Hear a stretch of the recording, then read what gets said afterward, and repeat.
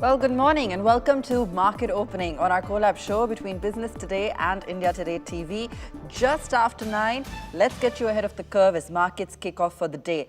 First, a look at the headlines. Speculation growing over a possible breakthrough in trade talks as India's chief negotiator Rajesh Agrawal travels to the US once again. Donald Trump adds to the buzz, says Prime Minister Modi has assured him India will not purchase oil from Russia, a major obstacle to a deal till now. Global oil prices react strongly to Trump's statement on India agreeing to stop buying Russian crude. Both Brent and West Texas Intermediate oil futures up more than 1%. Both had slumped to a 5-month low earlier this week on fears of a supply glut. India has continuously said buying oil from Russia has kept crude prices low. India's GDP growth will be even higher if there is an early resolution to the India-US trade deal negotiations, says RBI Governor Sanjay Malhotra. He adds that while the rupee has not appreciated like other currencies in the past few months, it's being monitored to ensure exporters are not hurt and to maximize India's competitive edge. Big relief likely for MSMEs facing global trade and tariff headwinds. Government says it's finalized the contours of the export promotion mission and will roll out schemes by 15th of November. Industry to get easy access to export credit and cross-border factoring support. Markets likely to rise for a second day as Asian indices signal a positive start. Tech stocks in focus again on investors buying on dips. Opposing statements from the Trump administration keeping investors guessing. Gold futures top $4,200 for the first time amid heightened global price swings. MCX to levy an additional margin of 2% in silver future contracts from tomorrow.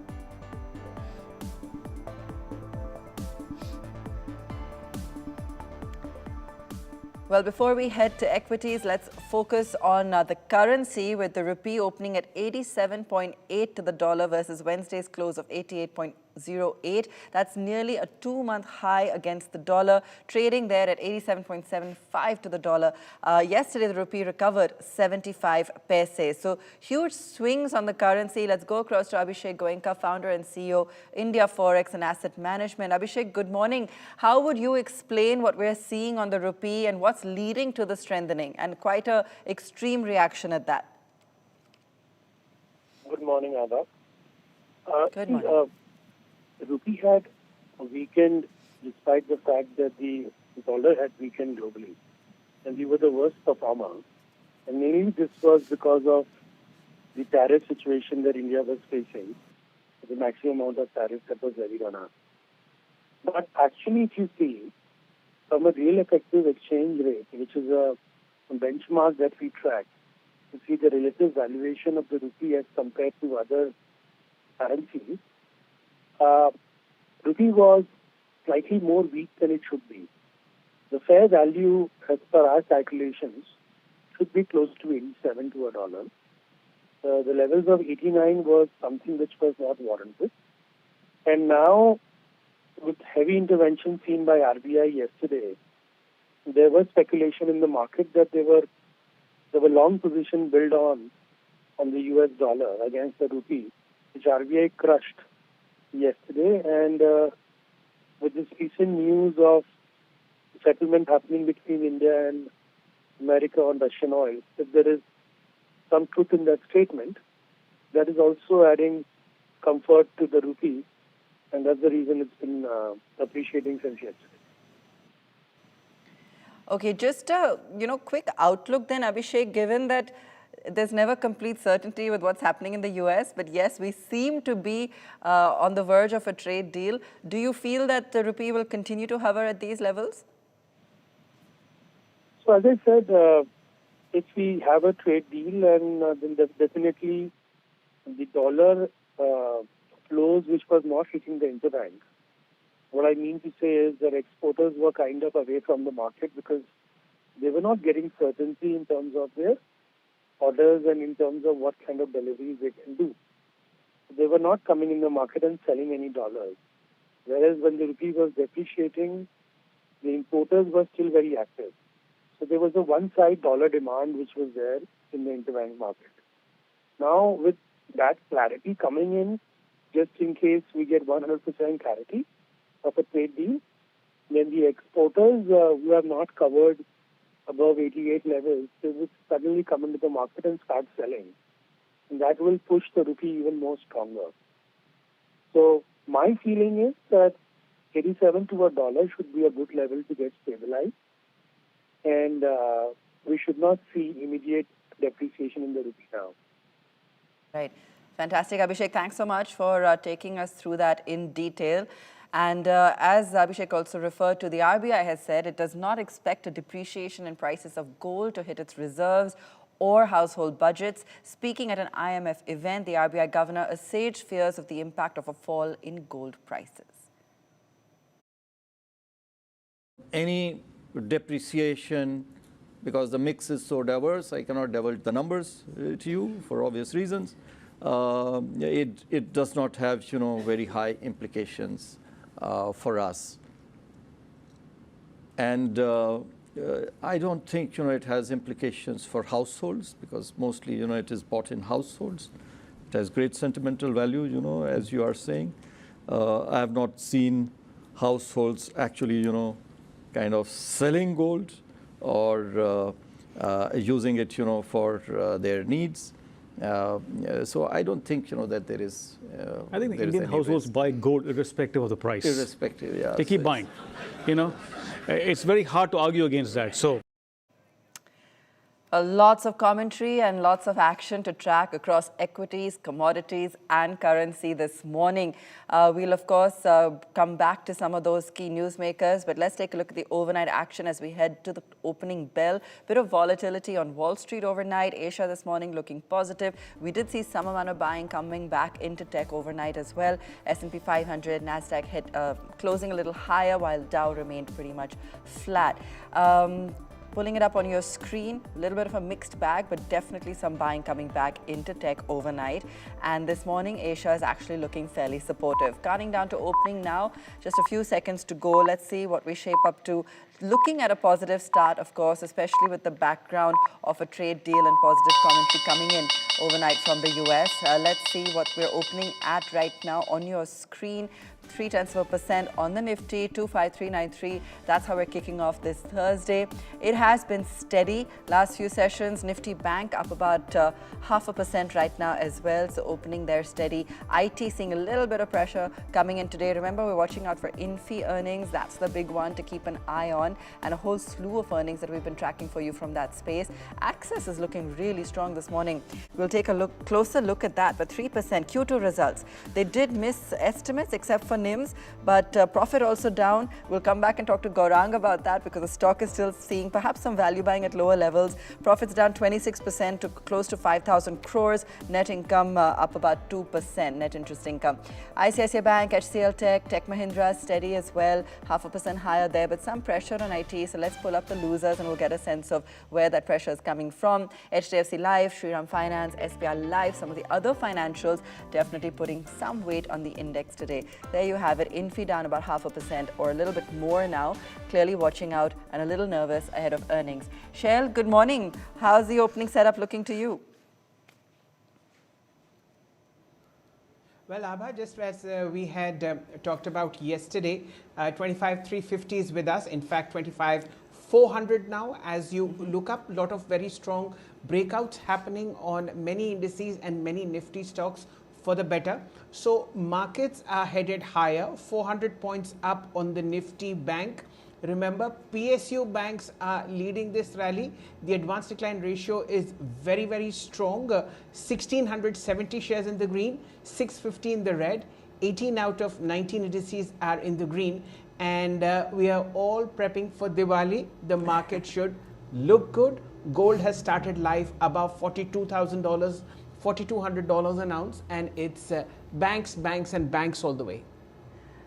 Exactly. Gaurang, good morning. As always, good to have you with us. Banks all the way. Let's pull up Axis on the back of those earnings. It's a miss, but this street clearly seeing some action on Axis this morning. Thank you so much, Abha, for having me on the show. Good morning to all the viewers of India Today, to you and to my good friend Shail. A small disclosure, all recommendations this morning on the show are a part of our research team recommendations. Our company Geojit or I, we do not have any personal investment, no financial interest, no conflict of interest. But we give advice to our clients on similar lines. They might have their investment interest over there. So speaking about Axis Bank, yeah, it was a little bit of disappointment. I don't think it's a major concern. Abha, I would rather look at it as a one-off and with an anticipation and hope Okay. that going into the third and the fourth quarter in the next financial year, there should be significant improvement. Having said that, we do have a positive coverage on Axis Bank, and my understanding, Abha, is that not only for the second quarter, but for third, fourth quarter, and next financial year, BFSI segment is going to outperform, and I think they are going to be in the spotlight for all the good reasons. Be it public sector bank, private sector bank, or strong NBFCs. We have seen consistent downtick as far as gross net NPA is concerned. And with the credit demand going up, we expect the loan book growth to also show a significant higher number. Okay, so positive commentary coming in on Access, up 3% today post earnings. No significant miss according to Gaurang. Let's take a look at some of the other earning reactions as well. Oberoi Realty, we've got net profit up 29%. Let's see if we're seeing any reaction coming in there. HDFC Life also seeing earnings, net premium income up 14% this time around. So Oberoi Realty up close to 5%, and we've been seeing some phenomenal numbers across real estate actually. HDFC Life, let's pull that up for you as well. And that one is seeing down by about 4% on the back of those earnings. Gaurang, I'll come to you on either or both on earnings reaction. Well, so, Abha, what I would say, though it's a little bit early for the Q2 earnings, which whatever has unfolded, there was a little bit of pessimism in terms of how the numbers are going to be. Now, I'll give you one simple example. For IT sector, I think a lot of people had written down an obituary and had advised to stay away from the IT sector and IT stocks. But look at the numbers that they have delivered despite of the headwinds that they are facing. Now, if you have to fast forward a little bit and assume that the backdrop of events which are currently there are going to improve for good, then my sense is that earnings for not only IT, but sectorially speaking, if since you asked me this question, my understanding is that banking and finance, BSFI that I mentioned, defense, cap goods engineering, autos, consumption, cement, and capital market related stocks.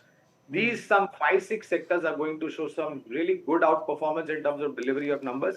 And my advice would be to all the viewers of India Today and who are interested in investing stock market, that don't write off India as of now. There is a lot more that we are going to see going forward from here on. And the fact of the matter is, Abha, that we are closer to the all-time highs and not closer to the all-time lows. All right, fair enough. And it's good to hear that, especially as we're in the peak of festive season and looking forward to better year ahead. But talking about the background context as well, a trade deal between India and the US could be around the corner.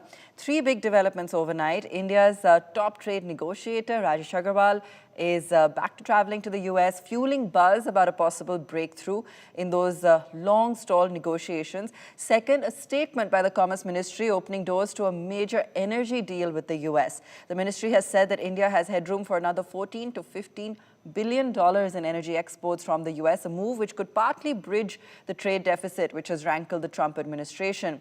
And third, Donald Trump claimed that Prime Minister Modi has assured him India won't be buying oil from Russia, and that'll have its own implications. Let's go across to Business Today's Surbhi, who's been tracking all these developments closely. Surbhi, just run us through some of the key developments and their implications.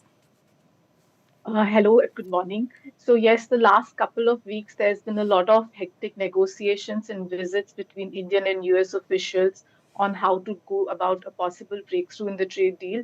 The US has already indicated that, India having to stop buying crude oil from Russia is a key issue for it, without which the trade deal cannot proceed.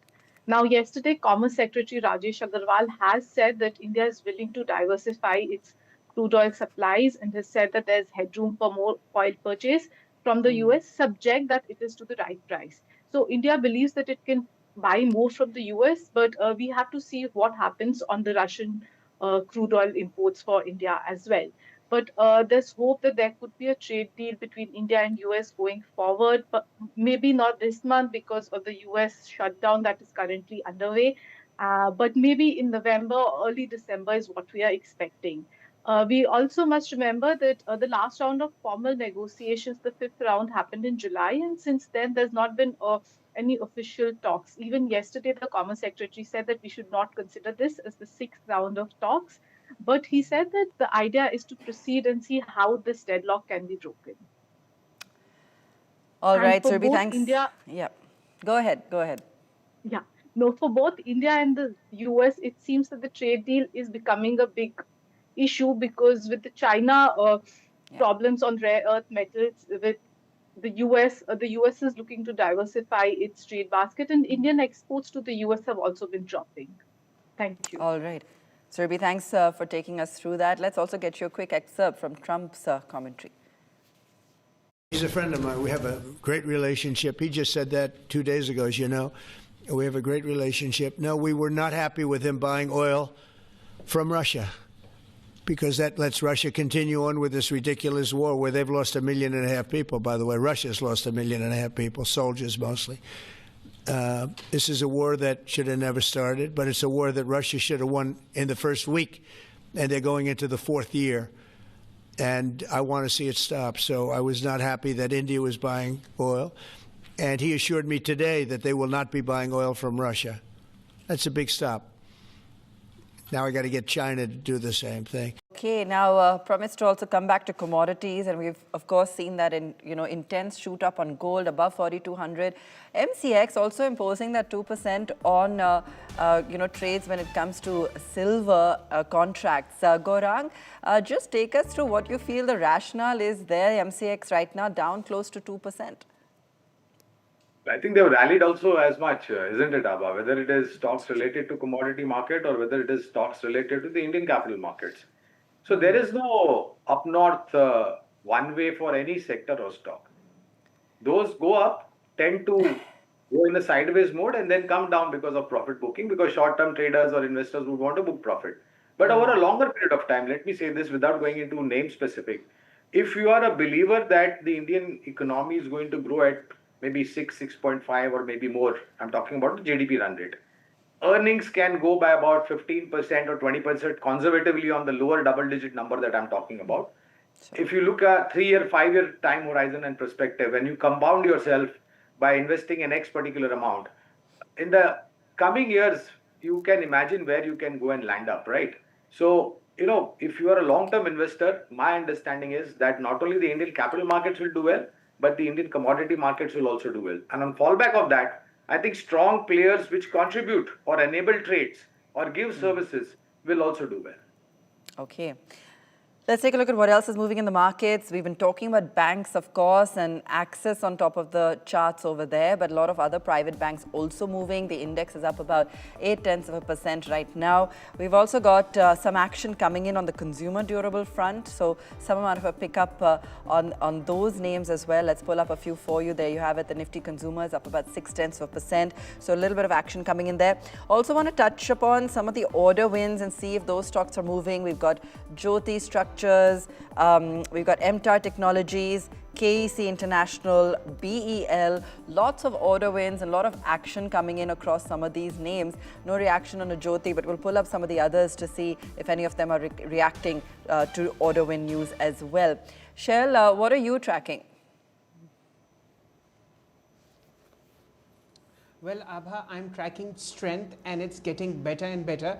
Now a century on the Nifty, a triple century on the Bank Nifty. So the going is good. As far as markets are concerned, a lot of strength coming more so in the banking space in terms of all-time highs. Ahead of its earnings, it's Eternal, which is Zomato, and Bajaj Finance. I think the FinServ sector deserves a lot of attention ahead of the festival season. Look at Poonawalla Finance, look at Bajaj FinServ, Cholamandalam Finance. These are all financiers for consumer goods, and all of them are likely to do well. More importantly, PSUs are clicking. Look at telecom giant ITI, look at a strength that's coming into JM Financial, and of course fertilizer stocks doing well, NFL, RCF. So PSUs are buzzing with gains, banks are strong, and NBFCs are coming up on strong charts. Abha. Okay, it's all about financials this morning. Whether it's NBFCs, private banks, we're seeing action across the board there. Gaurang, a lot of earnings. So before we let you go today, which are the key ones you'll be watching out for? We've got IT, Bajaj Finance, Eternal, a whole host of earnings set to come out. And I know you're in a very philosophical mood this morning, so you might be ready to give me a very generic answer. But tell me specifically which ones you're watching out for. So I think Eternal would be the one, and Bajaj Finance. And as a disclosure, we've been positive on both these companies for a pretty long time. Of course, Eternal is a very recent listing. We've been positive. That is Zomato, earlier known as ABBA. So we had covered under the IPO also Zomato, that is now Eternal. My sense is that these two companies should do well in terms of reported earnings, not only for the second quarter, but for a couple of quarters to come by. All right. And Gaurang, Shell has been tracking some of your picks, and you spoke very positively about L&T last time. So he's insisting I check with you on that, because we have seen a good run up in L&T now. Well, this is just a trailer, Abha and Shell. I think the picture is yet to come. Okay. That's the clear takeaway from today's show. Great, and it's a great countdown to Diwali as well. That's all we have time for now. Shell, Gaurang, thanks so much for joining us. And stay tuned. We'll track the closing action, of course, in the afternoon. Thank you.